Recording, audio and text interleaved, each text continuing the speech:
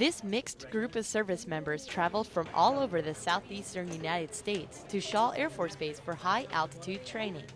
Here they learn about the effects of a low oxygen atmosphere on the human body, called hypoxia. The highlight of the training is the first-hand experience. These Marines, sailors, and soldiers will feel the effects of hypoxia using this, an altitude chamber. In this environment, they get the first experience that they have going to those altitudes, but in a safe environment where we have people inside the chamber with them on oxygen the whole time, making sure that they don't have any problems, helping them out if they do have any issues, and getting through that whole experience safely while still learning from that experience the type of threats that they may be facing at those high altitude environments. The students are brought to a higher altitude in the chamber to feel what it's like to breathe lower oxygen levels. As hypoxia sets in, they can notice a variety of symptoms. For Senior Chief Mark Weinalda, the lack of oxygen gave him happy feelings. Felt good. Definitely the numbness, the tingling, the euphoria. You can notice your mental acuity kind of degrading somewhat.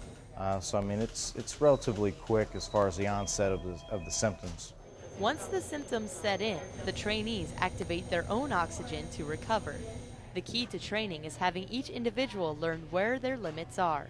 If they start to get extremely hypoxic, it's funny here when they can't respond to questions and they can't think straight and they're giving you answers that don't make sense or telling you entertaining things. But operationally, if you have a pilot trying to fly and he can't respond to questions or he is missing steps in checklists, procedural tasks, errors, situational awareness drops very quickly.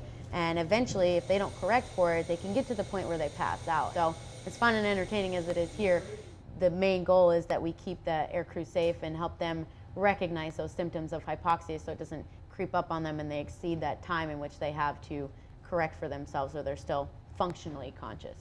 Shaw Air Force Base has the only altitude chamber in the region, drawing students of all services from nearby installations. The joint training environment mirrors the operational environment many of them work in, ensuring everyone knows the same procedures for staying safe in hazardous environments. Staff Sergeant Jenna Armstrong, Shaw Air Force Base, South Carolina.